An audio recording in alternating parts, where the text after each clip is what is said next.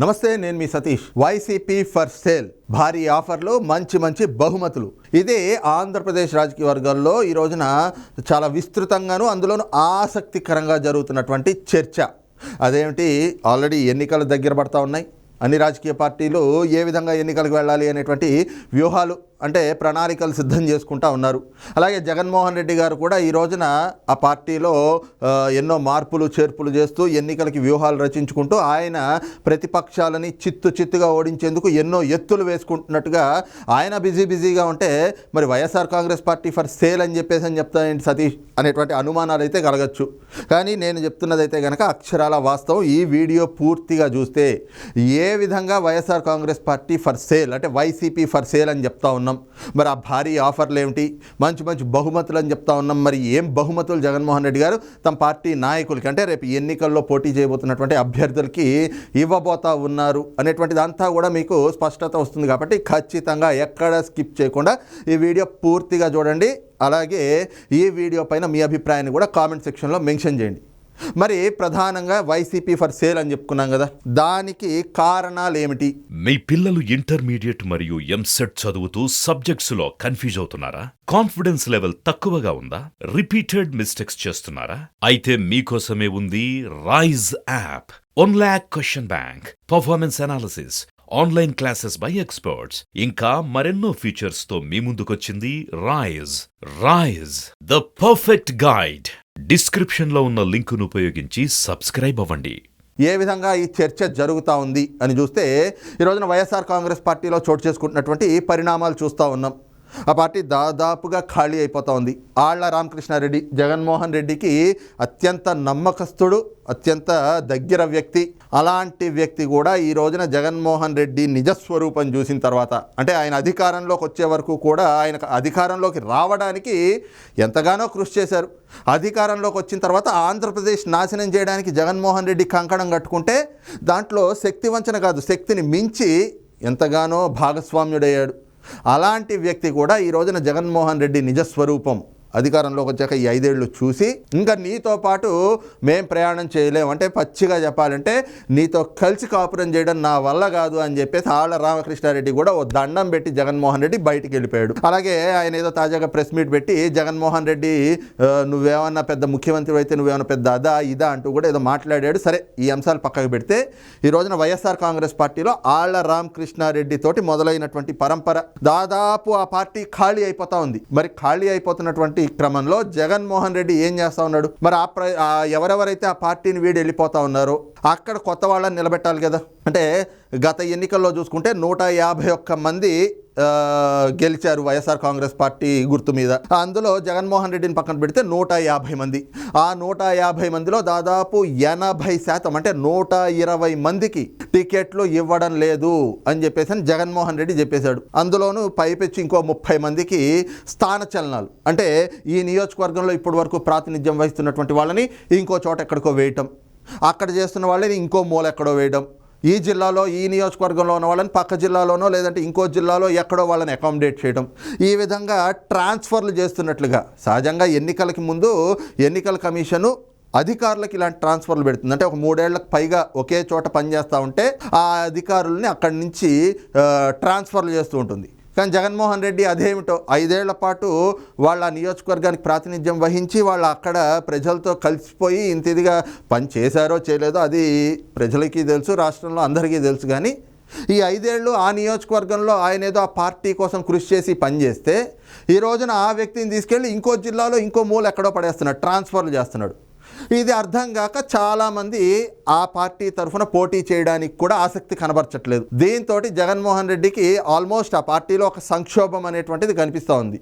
అయితే ఈ క్రమంలోనే అక్కడ ఏదైతే 80% మందికి టికెట్లు ఇవ్వట్లేదు అని చెప్పేసి చెప్పాడో 120 మందికి, ఆ 120 చోట్ల కూడా కొత్తగా నియోజకవర్గాల్లో ఇన్ఛార్జులను ఎంపిక చేస్తున్నామనేటువంటి పేరుతోటి అభ్యర్థులను కూడా ప్రకటిస్తూ ఉన్నాడు. ఈ క్రమంలోనే జగన్మోహన్ రెడ్డి ఇందాక మనం చెప్పుకున్నటువంటి వైసీపీ ఫర్ సేల్ అన్నాం కదా, ఆ సేల్ ఏమిటి అంటే ఈ రోజున ఒక రాజకీయ వ్యాపారానికి జగన్మోహన్ రెడ్డి తెరలేపాడు.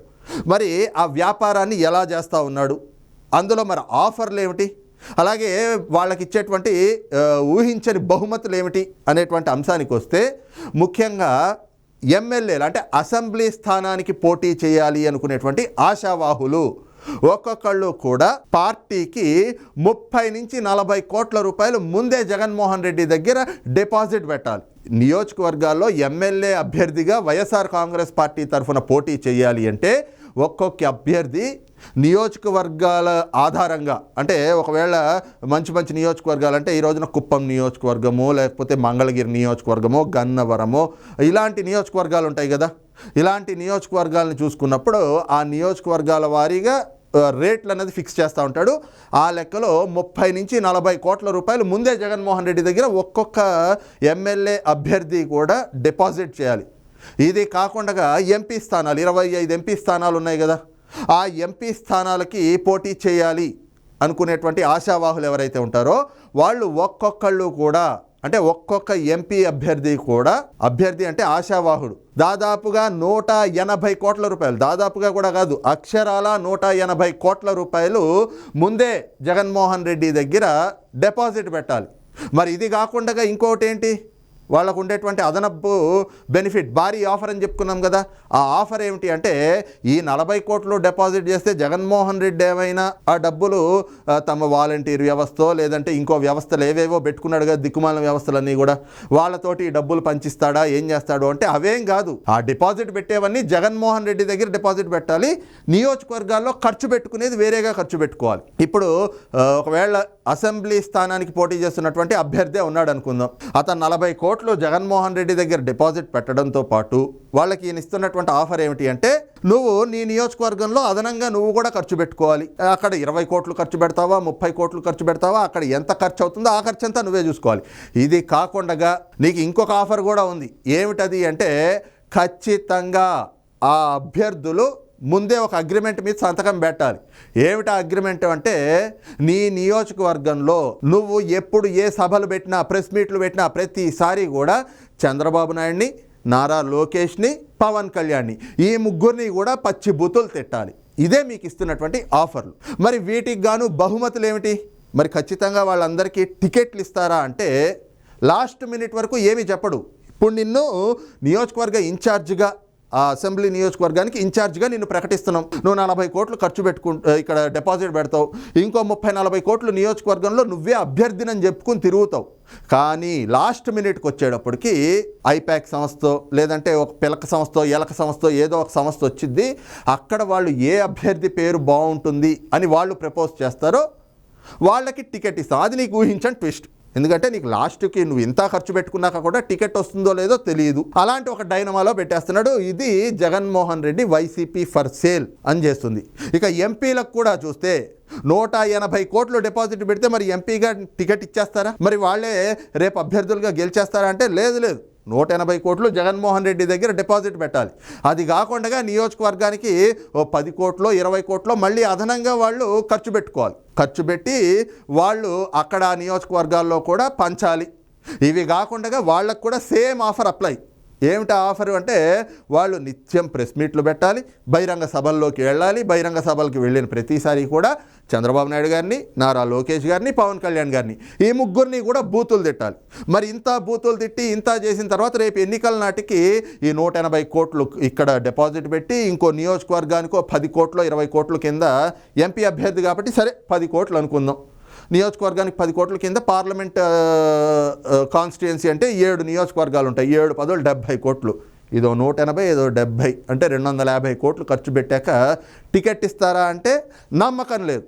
లాస్ట్ మినిట్లో ఇదిగో ఐపాక్ వాళ్ళు చెప్పారు నీ పేరు అంతగా బాగాలేదు కాబట్టి మరి నీకు టికెట్ ఇవ్వట్లేదు, వేరే వాళ్ళకి ఇచ్చేస్తున్నా అని చెప్పాడంటే ఏం చేయాలి? ఏమీ చేయలేరు. మరి ఈ ఆఫర్లో చూస్తే మీకు ఒక అనుమానం రావచ్చు, సరే డబ్బులు డిపాజిట్ తీసుకుంటున్నాడు అంటే అదెందుకు తీసుకుంటున్నాడు, సరే ఆయన ఏదో లెక్క అనుకుందాం. కానీ దీనికి చాలా అనుమానాలు కలుగుతూ ఉంటాయి. ఎందుకు తీసుకుంటున్నాడు ఈ డబ్బులు డిపాజిట్ పెట్టించుకునేటువంటి ఈ వ్యాపారం ఏమిటి? అలాగే అసలు ఇంకొకటి అర్థం కానిది ఏమిటి అంటే చంద్రబాబు నాయుడిని, నారా లోకేష్ని, పవన్ కళ్యాణ్ని ఖచ్చితంగా తిట్టాలి అనేటువంటి అగ్రిమెంట్ చేయించుకోవడం ఏంటి? అసలు ఇది ఎక్కడ పొంతన కుదరట్లేదు అనే అనుమానాలు కలుగుతున్నాయి కదా. ఎస్, ఇక్కడ వాస్తవంగా జగన్మోహన్ రెడ్డి ఎత్తులు ఏమిటి అంటే 180 కోట్ల రూపాయలు ఎంపీ అభ్యర్థి ఇక్కడ డిపాజిట్ పెడతాడు, ఇంకో 70-80 కోట్లు ఖర్చు పెట్టుకుంటాడు. రేపొద్దుట ఆయన గెలిచాడే అనుకుందాం, అంత ఖర్చు పెట్టుకున్నాక గెలిచాడు అనుకుందాం. కానీ వైఎస్ఆర్ కాంగ్రెస్ పార్టీ అధికారంలోకి రాలేదనుకోండి, అక్కడ తెలుగుదేశం జనసేనల పొత్తు అధికారంలోకి రాబోతుంది అనేటువంటి సంకేతాలు కలుగుతున్నాయి. కాబట్టి జగన్మోహన్ రెడ్డికి కూడా అనుమానం వచ్చేసింది. అందుకే ఇలాంటి లెక్కలు వేసుకుంటా ఉన్నాడు. వైసీపీ అధికారంలోకి రాలేదు, తెలుగుదేశం జనసేనల పొత్తు అధికారంలోకి వచ్చింది. అప్పుడు ఈ వైఎస్ఆర్ కాంగ్రెస్ పార్టీలో గెలిచినటువంటి అభ్యర్థి ఎంపీ ఎవరైతే ఉంటాడో ఆ అభ్యర్థి ఇక్కడి నుంచి పార్టీ మారి అక్కడికి వెళ్ళిపోకూడదు. అందుకని చెప్పి వెళ్ళాలి అంటే మరి ఇక్కడ 180 కోట్ల రూపాయలు ఉండిపోయినాయి కదా, మనం ఎట్లా వెళ్ళిపోతాము అనే ఆలోచనతో ఉండిపోతారు కదా. వెళ్లకుండా ఉండిపోవడానికి, వాళ్ళని కట్టి పడేయడానికి జగన్మోహన్ రెడ్డి వేసినటువంటి ఒక స్కెచ్ ఇది. దాన్ని ఆయన ఒక వ్యూహం కింద భావిస్తూ ఉంటాడు. అలాగే మరి సరే ఇలా పెట్టాడు అంటే ఓకే, మరి తిట్టించడం ఏమిటి అంటే ఇక్కడ జగన్మోహన్ రెడ్డి ఈ డబ్బులు పెట్టించుకుంటున్నాడు, ఇంకో పక్కన 70-80 కోట్ల రూపాయలు నియోజకవర్గాల వారీగా ఖర్చు పెట్టిస్తూ ఉన్నాడు. ఇక రేపు ఎన్నికల ముందర బీఫామ్లు ఇచ్చేటువంటి సమయానికి ఇందాక మనం చెప్పినట్లుగానే ఐపాక్ లాంటి సంస్థ, ఏదో ఒక సంస్థ ఆ వ్యక్తికి ప్రజల్లో అంత సానుకూలంగా లేదు, అతనికి టికెట్ వద్దు, వేరే వాళ్ళకి ఇవ్వాలి అని చెప్పేసి ఏదైనా ఒక నివేదిక తీసుకొచ్చి ఇంకొకళ్ళ పేరు ప్రపోజ్ చేసిందనుకోండి, జగన్మోహన్ రెడ్డి వెంటనే ఇతనికి టికెట్ ఇవ్వడం ఆపేస్తాడు. ఆ టికెట్ ఇవ్వడం ఆపేస్తే కొత్త వాళ్ళకి టికెట్ ఇచ్చుకుంటాడు. అది జగన్మోహన్ రెడ్డి చేసే పని. కానీ ఆ టైంలో ఈ ఎంపీ అభ్యర్థి ఎవరైతే ఉన్నాడో, ఆశావాహిగా ఇన్ని రోజులు పనిచేసుకుంటూ ఉన్నటువంటి వ్యక్తి ఎవరైతే ఉన్నాడో, అతను ఏం చేస్తాడు, ఖచ్చితంగా అరే నన్ను నమ్మబలికి నాకు టికెట్ ఇవ్వవా అని చెప్పి కోపంతో ఇంకో పార్టీలోకి వెళ్ళిపోవడానికి వెళ్తాడు. ఆ వెళ్ళేటువంటి అవకాశం లేకుండా చేయడానికి, అంటే ఒకవేళ జగన్మోహన్ రెడ్డి మీద కోపంతో అతను కనుక పార్టీని వదిలేసి బయటకు వెళ్తే టీడీపీకో జనసేనకో వెళ్ళేటువంటి అవకాశం లేకుండా ఉండేందుకు ఈ రోజున చంద్రబాబు నాయుడు గారిని, నారా లోకేష్ గారిని, పవన్ కళ్యాణ్ గారిని ముగ్గురిని తిట్టాల్సిందే అనేటువంటి ఒక కొత్త రూల్ని, అంటే అగ్రిమెంట్ని అయితే చేయించుకుంటా ఉన్నాడు. అందుకే ఈ రోజున YCP for sale Jaganmohan Reddy ఒక రాజకీయ వ్యాపారం చేస్తూ ఉన్నాడు. ఇందులో మనం చెప్పుకున్నాం కదా ఇప్పటి వరకు కూడా, ఏవైతే భారీ ఆఫర్లు, అలాగే ఊహించినటువంటి బహుమతులు, ఆ బహుమతులన్నీ కూడా, ఆఫర్లు కూడా విన్నాం కదా. అసలు ఏ విధంగా ఉన్నాయి అంటే ఈ విధంగా డిపాజిట్లు పెట్టాలి, అగ్రిమెంట్లు చేయాలి. ఇంత చేసినందుకు వాళ్ళకి దక్కేటువంటి బహుమానం ఏంటి అంటే టికెట్ వస్తుందో రాదో తెలియదు, అసలు గెలవడానికి అక్కడ పార్టీలో అవకాశం ఉంటుందో లేదో కూడా చెప్పలేనటువంటి పరిస్థితి.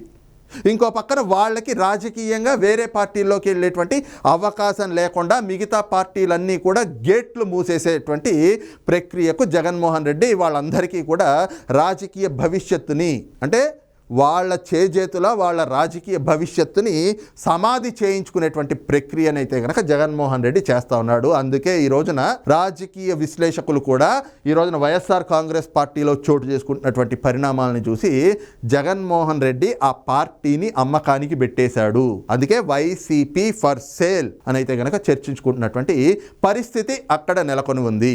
మరి ఈ అంశం పైన మీ అభిప్రాయం ఏమిటి అన్నది కూడా కామెంట్ సెక్షన్లో మెన్షన్ చేయండి. Thank you.